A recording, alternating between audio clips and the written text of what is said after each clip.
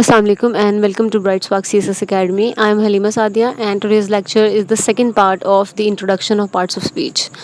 First part में हमने देखा था कि इंग्लिश में कौन कौन से पार्ट्स ऑफ स्पीच होते हैं और उसमें से कुछ पार्ट्स ऑफ स्पीच हमने डिस्कस भी किए थे, जिसमें नाउन, प्रोनाउन और वर्ब था. हमने उसकी डेफिनेशंस देखी थी, डिफरेंट टाइप्स देखी थी और हमने देखा था कि उनकी डिफरेंट एग्जांपल्स क्या क्या हैं.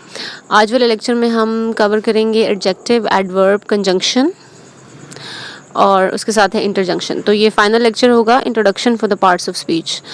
तो अब हम इसमें देखते हैं वन बाय वन. सबसे पहले हमारे पास है एडजेक्टिव. एडजेक्टिव की डेफिनेशन देखिए. Adjective is a word which add something to the meaning of a noun और नाउन इक्वलेंट. अगर सिंपल वर्ड्स में देखें तो एडजेक्टिव किसको कहते हैं?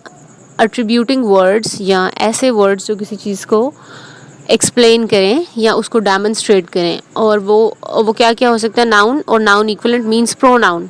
नाउन या नाउन के अलावा जो हम चीज़ें यूज़ करते हैं नाउन की जगह पे, यानी कि प्रोनाउंस जो होते हैं वो भी एडजेक्टिव के थ्रू हम डिस्क्राइब करते हैं. तो बेसिकली ये डिस्क्राइबिंग वर्ड्स होते हैं, बिकॉज ये कोई क्वालिटी, क्वांटिटी, मैनर, फ्रीक्वेंसी, कोई भी ऐसी चीज़ जो है उसको डिस्क्राइब कर रहे होते हैं.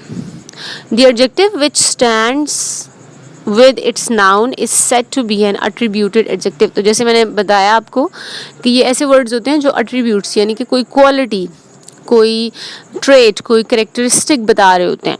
तो जो नाउन के साथ डायरेक्टली यूज़ होंगे, जो उसके साथ डायरेक्टली स्टैंड कर रहे होंगे, हम उन्हें क्या कहेंगे? attributed adjective.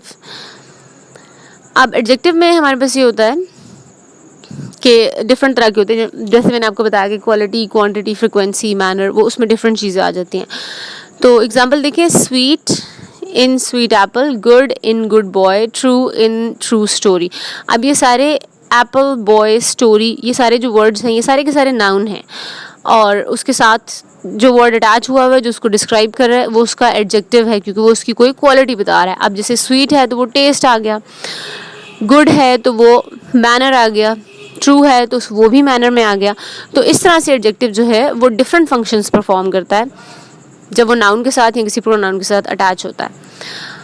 अब एडजेक्टिव में हमारे पास डिग्रीज आती हैं. डिग्री क्या होती है? डिग्री हम कहते हैं एक्सटेंट को, कि कोई चीज़ किसी हद तक और किस हद तक हो रही है और कैसे हो रही है. तो उस हिसाब से उस एक्सटेंट के हवाले से हमारे पास 3 डिग्रीज आ जाती हैं एडजेक्टिव की.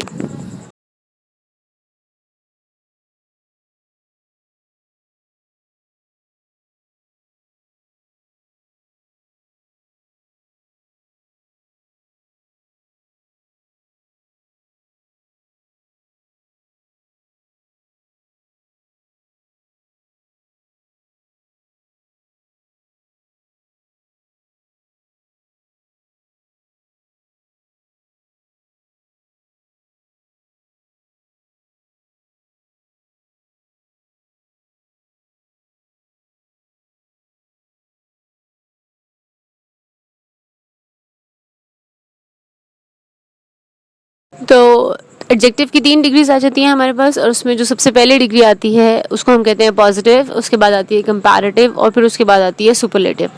अब मैं आपको वन बाय वन बता देती हूँ. जैसे पॉजिटिव डिग्री है तो उसके नाम से हमें पता चल रहा है कि ये ना तो कंपैरेटिव होगी ना ही सुपरलेटिव होगी, ये न्यूट्रल होगी बिल्कुल.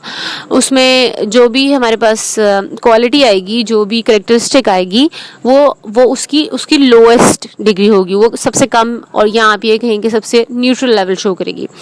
उसके बाद कंपैरेटिव डिग्री आती है. कंपैरेटिव डिग्री में हम क्या करते हैं? कंपैरिजन शो करते हैं. 2 चीज़ों का या 2 से ज़्यादा चीज़ों का हम बताते हैं कि जैसे he is a better writer than you are. तो उसमें बेटर जो है वो 2 लोगों का कंपैरिजन करें, ही और यू का. तो उसमें हम क्वालिटीज़ की बेस पे, करेक्टरिस्टिक्स की बेस पे, एट्रीब्यूट्स या किसी भी करेक्टरिस्टिक की बेस पे हम 2 एंटिटीज़ को कंपेयर कर रहे होते हैं. और उसके बाद आती है सुपरलेटिव डिग्री. सुपरलेटिव मींस कि ये हाईएस्ट लेवल होता है एडजेक्टिव का और ये हाईएस्ट डिग्री होती है एडजेक्टिव की. और इसमें हम जो है वो ये बताते हैं कि अगर कोई चीज़ सबसे अच्छी है या सबसे बुरी है या सबसे प्रोमिनेंट है, कोई भी चीज़, लेकिन वो हाईएस्ट लेवल होगा उसका, वो एक्सट्रीम लेवल होगा उस डिग्री का. तो positive, comparative and then superlative. तो पॉजिटिव डिग्री देखते हैं सबसे पहले, it simply express a quality. जैसे मैंने बताया कि ये न्यूट्रल होती है, इसमें ना तो कंपैरिजन होगा ना ही हाईएस्ट फॉर्म होगी किसी भी चीज़ की, ये सिंपली किसी भी क्वालिटी को, किसी भी एट्रीब्यूट को डिस्क्राइब करेगी। एग्जाम्पल देखिए इसकी, राइस, गुड, हाई, वाइज, ये सारी जो हैं ये इसकी क्वालिटीज़ हैं, मतलब ये सिंपल हैं, हम इसमें ना तो कंपैरिजन कर रहे हैं ना कोई एंडिंग्स को चेंज कर रहे हैं, हम एज इट इज़ इन वर्ड्स को यूज़ कर रहे हैं। Next one is comparative degree. जैसे मैंने बताया कि कंपैरेटिव डिग्री यूज़ होती है कंपैरिजन करने के लिए दो एंटिटीज़ का। अब जैसे यहाँ पे लिखा हुआ है, it is use to make a comparison between two persons और थिंग्स। तो लोगों का हो सकता है, चीज़ों का हो सकता है, किसी भी तरह का कंपैरिजन आ सकता है, इसीलिए इसको कंपैरेटिव डिग्री कहते हैं। और कंपैरेटिव डिग्री में एक चीज़ आपने याद रखनी है कि हम जब भी यूज़ करेंगे तो हम उसके साथ देन यूज़ करते हैं कि ये चीज़ इससे बेहतर है या ये चीज़ इससे ज़्यादा अच्छी है, तो हम वहाँ पे हमेशा देन यूज़ करते हैं। और कंपैरेटिव डिग्री में दो तरह के हमारे पास वर्ड्स आ सकते हैं। एक तो वो आ सकते हैं कि जिसमें एंडिंग जो है उसकी ER के साथ आ रही होगी, एंड पे ER आ रहा होगा, या फिर ऐसा होगा कि हम उसके साथ मोर लगाते थे, जैसे हैप्पियर हो सकता है और मोर हैप्पी हो सकता है, लेकिन आप मोर हैप्पियर नहीं लगा सकते। अगर मोर हैप्पियर होगा तो वो डबल हो जाएगा, and doubles are not allowed in English. तो या तो मोर हैप्पी होगा या फिर हैप्पियर होगा। एग्जाम्पल देखिए, he is visor then his brother. अब वाइज को हमने वाइजर कर दिया तो वो उसकी कंपैरेटिव डिग्री बन गई। Mount Everest is higher than K2। अब ये एवरेस्ट और K2 का कंपैरिजन आ गया और हमने हाई के साथ ER लगा दिया, जिसने उसको कंपैरेटिव डिग्री बना दिया। नेक्स्ट एग्जांपल जो कि कंपैरेटिव डिग्री की ही है, सॉरी कंपैरेटिव डिग्री नहीं है, ये सुपरलेटिव है। और सुपरलेटिव जैसे मैंने आपको बताया ये हाईएस्ट लेवल शो करता है किसी भी क्वालिटी का, किसी भी एट्रीब्यूट का, और किसी की कोई भी कैरेक्टरिस्टिक होगी तो वो उसका हाईएस्ट लेवल शो करेगा। It is used when we wish to say that a person or a thing is superior to all others in a particular quality। तो उस क्वालिटी में जो सबसे ऊपर है, एक्सट्रीम पे है, सुप्रीम पे है, वो सुपीरियर है, वो उस क्वालिटी को शो करता है। He is the wisest of all brothers। Wisest हमने अब क्या किया, EST लगा दिया। अब इसके दो तरीके होते हैं, या तो आप मोस्ट लगा देते हैं, जैसे ब्यूटीफुल होगा तो हम मोस्ट ब्यूटीफुल कर देंगे, वाइज है तो हमने उसको वाइजेस्ट कर दिया, EST लगा दिया, जैसे वहाँ पे हमने ER लगाया था कंपैरेटिव डिग्री के लिए, सुपरलेटिव के लिए हमने EST लगा दिया। Mount Everest is the highest peak of all. अब यहाँ पे हमने कंपैरिजन नहीं किया इसका, बल्कि हमने क्या बताया कि सारी पीक्स में से, सारी माउंटेन्स में से it is the highest one. तो इस तरह से हमारे पास सुपरलेटिव डिग्री बनती है। अब इसमें एक और चीज़ भी आपने याद रखनी है कि जब भी सुपरलेटिव डिग्री होगी हम वहाँ पे द यूज़ करते हैं डिग्री से पहले। जैसे हमने लिखा the wisest, the highest, the prettiest, the most beautiful, the most intelligent, जितने भी इस तरह की एग्जांपल्स होंगी या जब भी आप इस डिग्री को यूज़ करेंगे तो हमने वहाँ पे द लाजमी लगाना है, अदरवाइज वो एरर कंसिडर होगा। तो द जो है वो लाजमी है। यहाँ पे एडजेक्टिव हमारे पास ख़त्म हो गए और अब हमारे पास नेक्स्ट जो पार्ट्स ऑफ स्पीच है वो है एडवर्ब। अब इसमें आपको नाम से अंदाज़ा हो जाना चाहिए कि एड मीन्स कोई चीज़ उसमें शामिल करना, और वर्ब मीन्स एक्शन वर्ड्स, जैसे मैंने लास्ट वीडियो में बताए थे, पार्ट 1 में बताए थे। तो एडवर्ब्स कौन से वर्ड्स होते हैं? ये ऐसे वर्ड्स होते हैं जो कि मीनिंग या कोई एडिशनल चीज़ प्रोवाइड करते हैं, या तो वर्ब को, एडजेक्टिव को, या फिर किसी और एडवर्ब को। So an adverb is a word which adds to the meaning of a verb, an adjective और एन अदर एडवर्ब।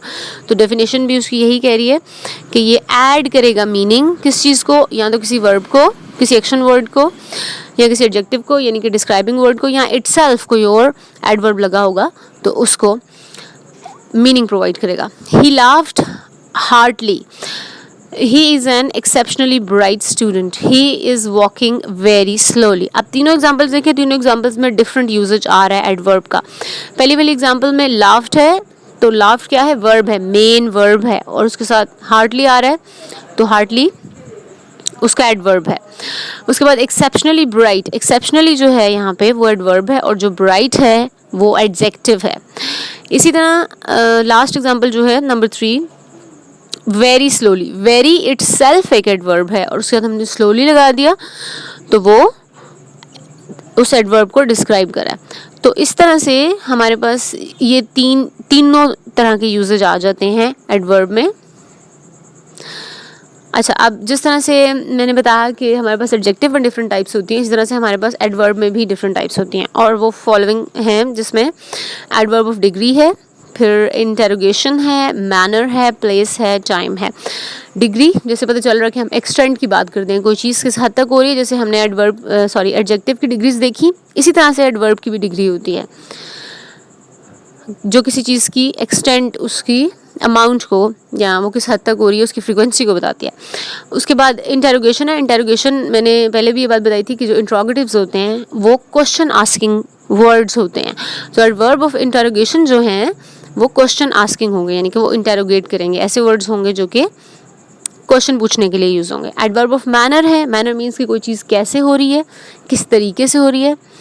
फिर एडवर्ब ऑफ प्लेस है, जो किसी भी तरह से प्लेस को डिस्क्राइब करेगा। अब इसमें ज़रूरी नहीं है कि प्लेस का मतलब है कि किसी सिटी का नाम होगा, या किसी मार्केट का नाम होगा, या किसी स्कूल का, कॉलेज का नाम होगा। प्लेस का मतलब है कि कोई भी प्लेस से रिलेटेड कोई भी चीज़ हो सकती है।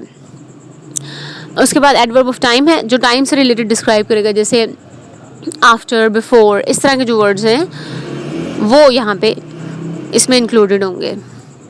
तो सबसे पहले आ गया एडवर्ब ऑफ डिग्री। और एडवर्ब ऑफ डिग्री क्या है? Adverb of degree indicates degree और quantity. For example how much, जैसे मैंने पहले भी कहा कि कोई चीज़ किस एक्सटेंट तक हो रही है, किस हद तक हो रही है, उसकी अमाउंट क्या है, क्वांटिटी क्या है, वो उसको डिस्क्राइब करता है। तो इसमें एग्जांपल्स देखें, he was nearly run over by the truck. तो इसमें नियरली जो है, जिसका मतलब है तकरीबन, काफ़ी हद तक, तो वो इसका एडवर्ब ऑफ डिग्री है। I am quite happy. अब क्वाइट का मतलब क्या है? काफ़ी, काफ़ी ज़्यादा खुश होना। They are almost here, almost तकरीबन, तो ऑलमोस्ट इसका एडवर्ब ऑफ डिग्री यहाँ पे हो जाएगा। He has hardly anything to say in his defence.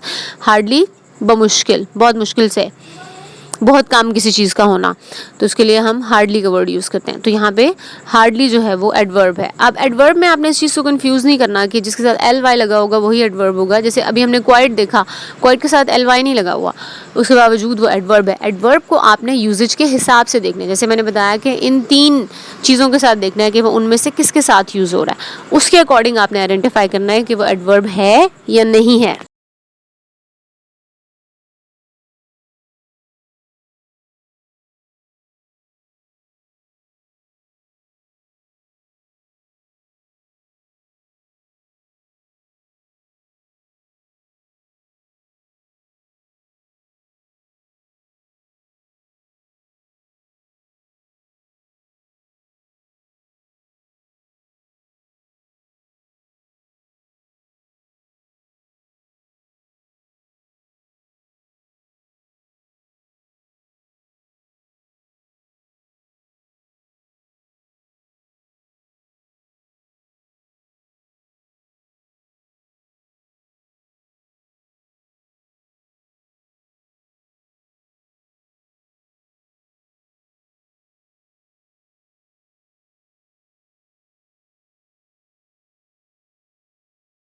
Adverb of manner है।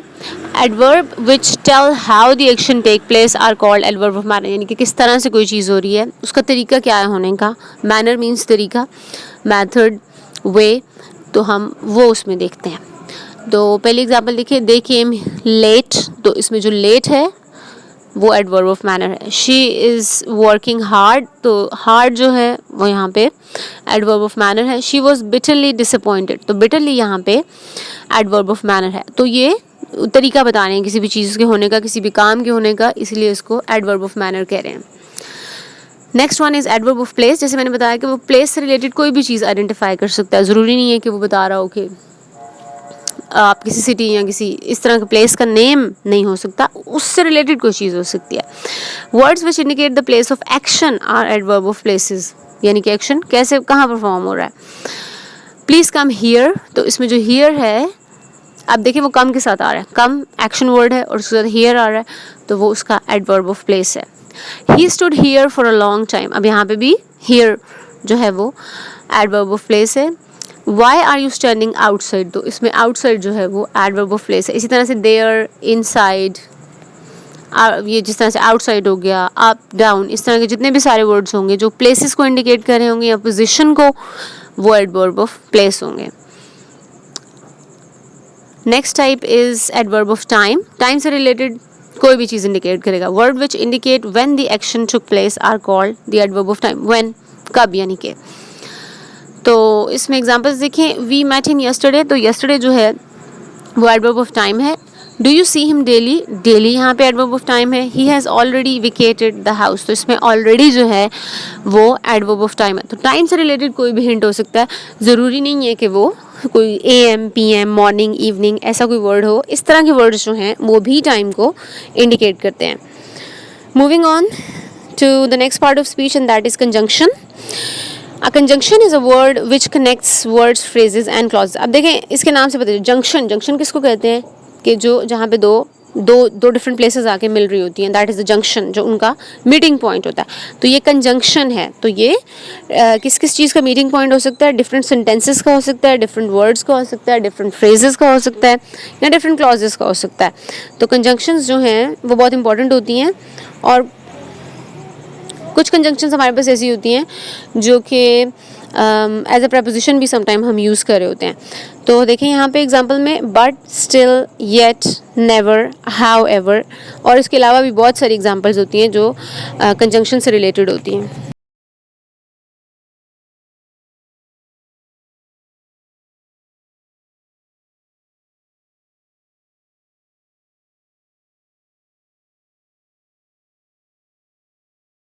अच्छा जी, आगे चलते हैं. कंजंक्शन की टाइप्स देखते हैं हमारे पास कौन कौन सी डिफरेंट तरह की कंजंक्शन होती है. सबसे पहले है कंजंक्शन कोऑर्डिनेट, या इसको कोऑर्डिनेटिंग कंजंक्शन भी कहते हैं.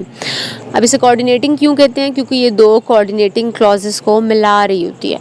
कोऑर्डिनेटिंग क्लॉजेस कौन सी होती हैं? ऐसे दो सेंटेंसेस के जिनका आपस में कोई ताल्लुक नहीं होता, उनका मीनिंग, उनका रिलेशनशिप एक दूसरे से बिल्कुल डिफरेंट होता है, लेकिन ये क्या करती हैं, हम उन दोनों क्लॉजेस को जब मिला देते हैं तो वो क्या बन जाती हैं. अब वहाँ पे जो हम कंजंक्शन यूज़ करते हैं वो कोऑर्डिनेटिंग कंजंक्शन होती है, और उन सेंटेंसेस को कोऑर्डिनेटिंग सेंटेंसेस कहते हैं. तो इसकी डेफिनेशन देखें. Conjunction coordinate connects words, phrases and clauses of the equal rank. Some coordinated conjunctions are and also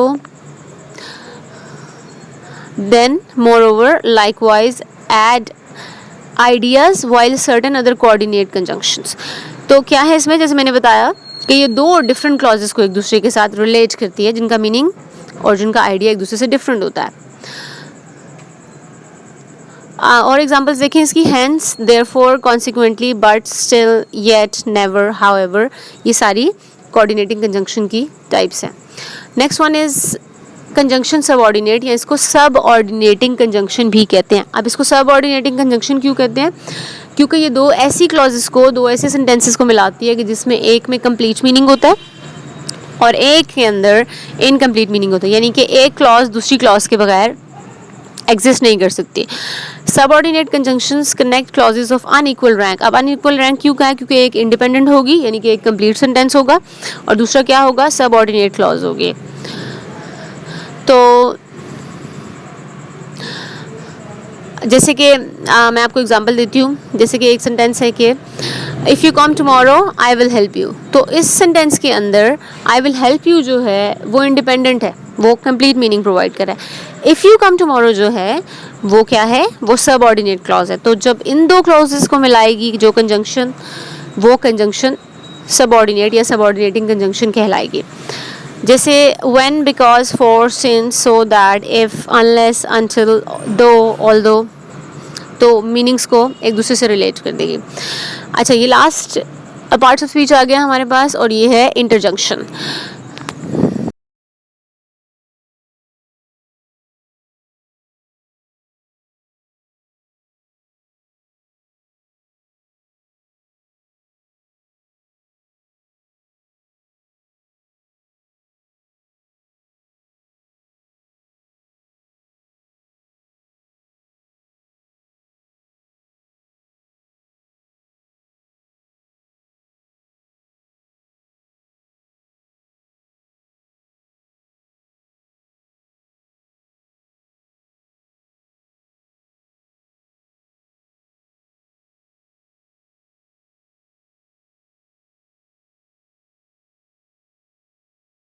इंटरजंक्शन देखते हैं क्या होती है. An interjection is a word thrown among other words in a sentence to express an emotion. Emotions को, कोई भी ऐसे words जो कि इमोशंस को एक्सप्रेस कर रहे हों, happiness, sadness, sorrow, grief, loss, कोई भी किसी भी तरह का इमोशन हो सकता है, उसको एक्सप्रेस कर रहे हो, वो वर्ड्स कहलाते हैं interjection. It is followed by an exclamation mark. It has no grammatical relation to the other parts of the sentence because it is an involuntary expression of some sudden feeling और sentiment. तो जिस तरह से बाकी words होते हैं जिसमें subject है, वर्ब है, प्रेडिकेट है, या आपके पास एडजेक्टिव है, वो सब एक दूसरे से रिलेट कर रहे होते हैं या एक दूसरे को कोई मीनिंग प्रोवाइड कर रहे होते हैं. इंटरजंक्शन आपने सेंटेंस में लगाई है या नहीं लगाई, आप वैसे ही सेंटेंस के एंड पे भी अगर एक्सक्लेमेशन मार्क लगा दें तो वो इमोशनल स्टेट को शो करेगा. और अगर आप इंटरजंक्शन लगा देते हैं तो वो एक्सप्रेस कर देता है कि कौन सी इमोशनल स्टेट की बात हो रही है. तो इसका एज सच कोई रिलेशनशिप नहीं होता. ये सिर्फ क्या करते हैं, एक एडिशनल चीज़ प्रोवाइड करते हैं कि यहाँ पे कोई इमोशनल एक्सप्रेशन प्रोवाइड किया गया. तो इसमें oh, aha, hurrah, well done, bravo, good heaven, और ये मतलब बहुत सारे वर्ड्स हैं. जैसे अक्सर लोग कहते हैं कि ओ माय गॉड और वाओ, और इस तरह के जितने वर्ड्स होते हैं वो सारे इंटरजंक्शन होते हैं. और उसका क्या है, कैसे पता होगा आपको, क्योंकि उसके आगे एक्सक्लेमेशन मार्क लगा हुआ होता है. So that was all for today's lecture. यहाँ पे हमारा पार्ट्स ऑफ स्पीच जितने भी हैं वो सारे के सारे कंप्लीट हो जाते हैं. फर्दर हम इनके एरर्स भी करेंगे, इनकी टाइप्स को डिटेल में भी देखेंगे, एग्जांपल्स को भी देखेंगे, और होपफुली आपको इससे बहुत ज़्यादा हेल्प भी मिलेगी. तो अगर आप चाहते हैं कि you will get information and more help, so please stay tuned to our channel and subscribe to it. And